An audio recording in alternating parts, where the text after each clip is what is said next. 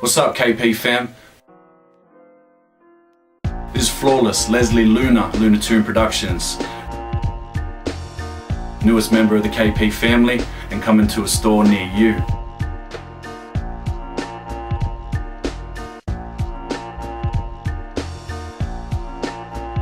Come from Queanbeyan, man. Shout that out as much as I can. You know, represent Q-Town forever. So basically, come from there, man. Grew up around a lot of talented people. Didn't really have much myself, but with the amount of talent I could see around me, I knew that I had to do something to try and harness that. So, right place at the right time, man. I scored a scholarship, went to Sydney, got my study on.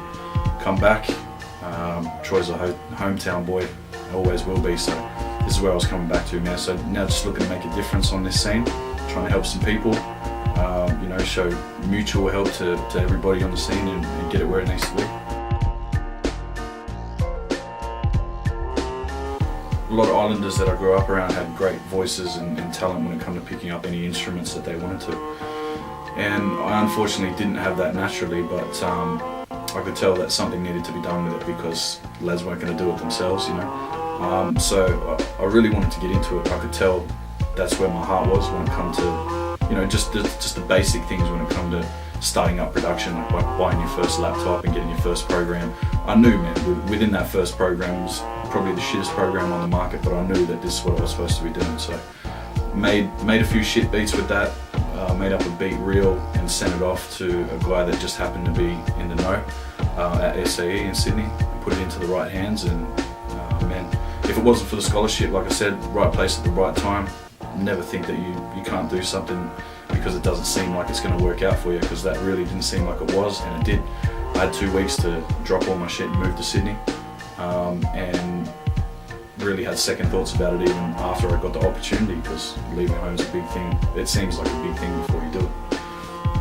And then, yeah, man, I went and studied and I came back, and a lot of those same friends that kind of went off the rails here and there, some in jail, some in family, some that didn't make it through that time that I was away. And then the ones that were left, you know, I hooked up with those guys. Seemed like a really good idea, and we started making music. Didn't look back.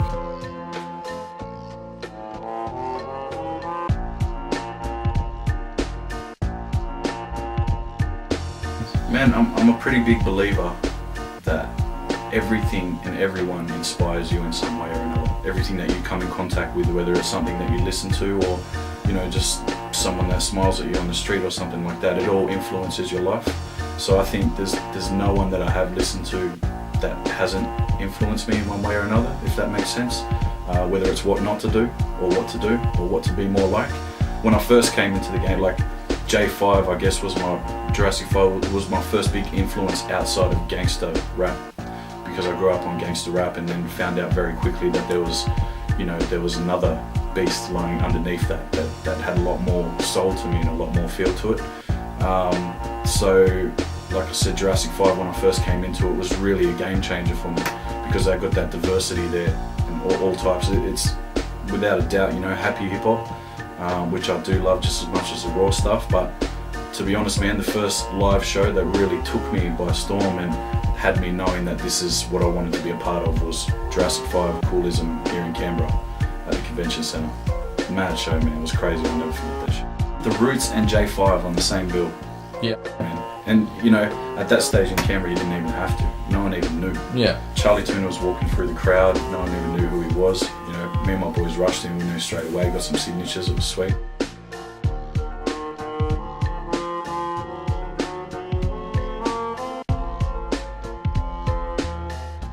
There's a lot of stuff going on at the moment, because for a long time there wasn't, and now I've sort of reached that point where I've got the spare time, and I've got the resources to be able to make it work. So, man, there's, you know, projects that I'm working on myself. I've got a self-titled, my first LP, first official LP that'll come out next March, and you know, there's some beats that I've given away to some young heads around here, which I'm hoping to hear back from pretty soon.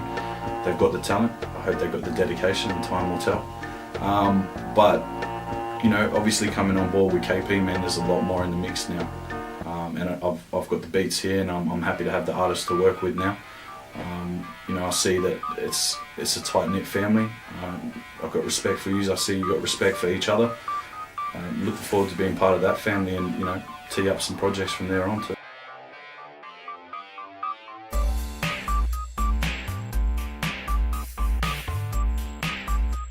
Again, man, it sounds kind of corny, I guess, sounds a bit weird, but anyone who's on the right headspace, you know, and anybody who's on the same headspace as me, I'm happy to work with.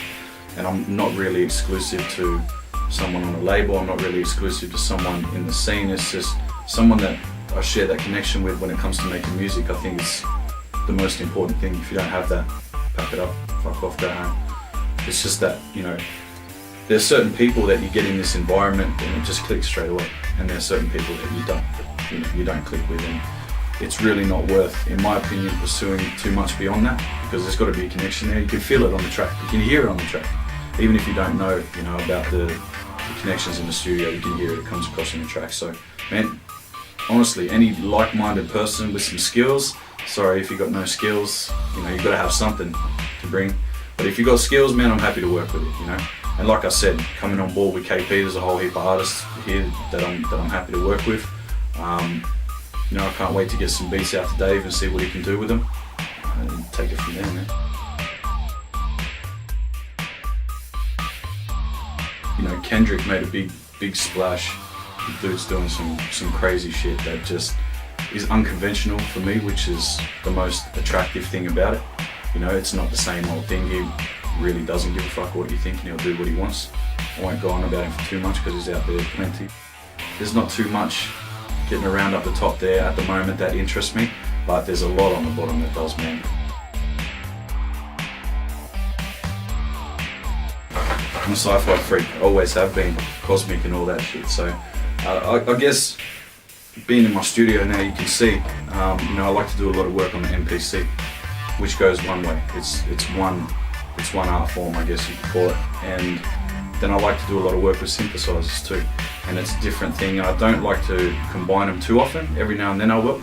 But I think the Luna Avenue gives me that creative mind state that I usually get in, which is pretty, you know, I like the spaced out sounds. I like a beat that'll take you somewhere else, that'll lift you off and fuck you off this planet.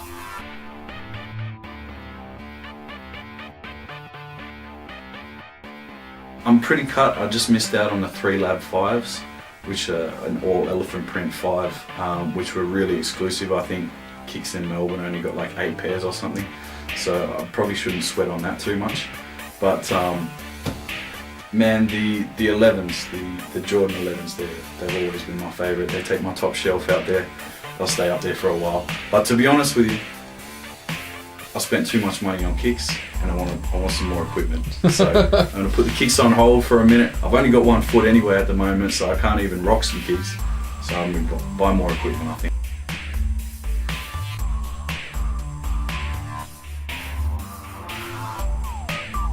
Man, wherever you want. No, I'm here. Like I said, you know, meeting with yourselves, I find myself in the same headspace as you guys, and I think, you know, when that connection's there, I think that there's just good music willing to be made. So I've never really pigeonholed myself as an artist or as a producer, as a certain type of beat I like to make or something like that. Of course you want to have your signature sound, but I guess at the end of the day, I think, which is why I have such a wide musical inspiration, I guess, is that there's a time and place for everything.